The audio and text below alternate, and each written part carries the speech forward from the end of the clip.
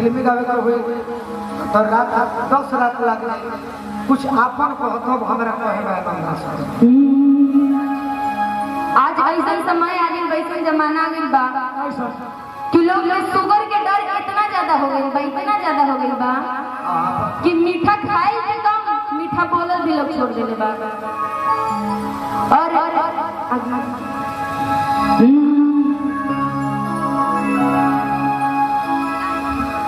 Hello hello जानी ले जवानी हमर था हमारा तावे आ देखी देख काहे दहराया हमारा तावे कि खरे खींच ले परान रबिया आजकल के जैसे लड़के हैं ना जनरेशन के वैसी आजकल की लड़कियां भी है ना जी टक्कर में है दोनों आदमी लड़की बोल रही है क्या कि जानी ले जवानी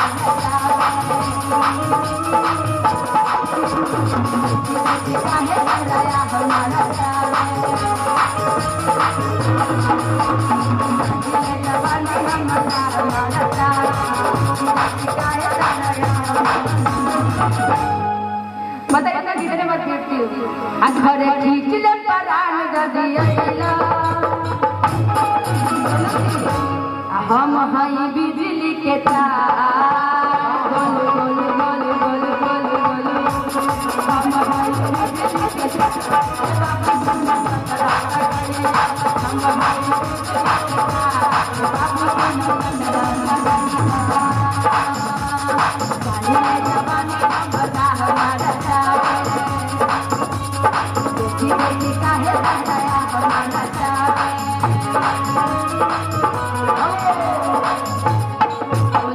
अब हम कुछ कहीं बिल्कुल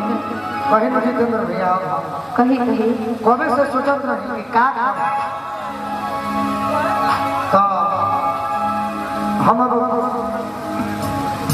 बोल मार देता नहीं ऐसे कि जे बक बक बोलेला ओकरा के बकलो जे बका बका बोलेला वाह इनु ड्यूटी भइल ई मतलब हाईटेक अपना तहर बॉडीगार्ड ड्यूटी के पक्का महाराज के जा गाँव में दर्द हो जाए आशीर्वाद आपको भी मेरी तरफ से सरकारी गाड़ी तो घाट बड़े फटा फटी करे वाला तहर हर हर ये लोग एक हाथी बार जयचंद जी हमारा अच्छा मित्र है पूरा ना बने कोई ये लोग एक हाथी बार कि निशा इतना सुंदर बड़ी सही बात बाकी जा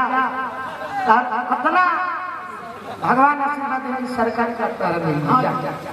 बाकी कहा वही हो जे बका बका बोलेला ओकरा के बकलोल को हजला सही बात आगे ना पीछे जन जोगिया के पीछे मारे जा लोगों के गोल ऐसे कहता इनको बात हम आए हाँ ये है देखिए ये कहले बड़ी देखिए ये क्या बोल रहे हैं आपके बाबा जो जलेबी जलेबी बोल रहे थे बोलने का काम नहीं क्या बोल रहे हैं ये छोड़ी रोमिंग में पड़े हुए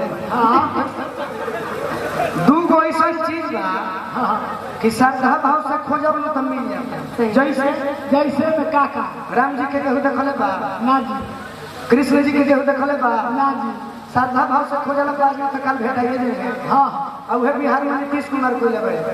दुकान को कहीं ना लोग बाकी श्रद्धा भाव से खोली तो 15 मिनट में माल देंगे हाँ जी सरदार हाँ बाकी राम जी के खोजब तो रामे जी मिली ये गारंटी बा बाकी हम खोजब तारा कि 1500 रही आरे से राम जी के दू चल हुआ के जाए ये गारंटी नहीं है बाकी तू कहले बा कि हम हई बिजली के तार कैसे को भाता अधूरैल तो कोई हाँ तब हम कहत नहीं तो तारा सुने बिल्कुल सुनो। फिर कही हो कान खुला बा आ गीत के जवाब गीत से ली हो आ गीत के जवाब गीत से दी हो क्योंकि संजय गांधी ने कहा है बातें कम काम ज्यादा जैसे कि भी बाबा बोले हैं आपको वो तो जिलेबी पारे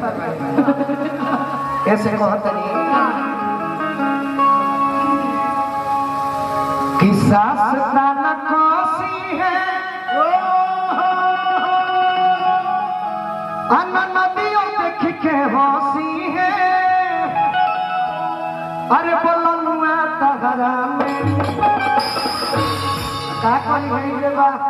तभी न छिलले बसवा धोसी है बोलनुआ तहरा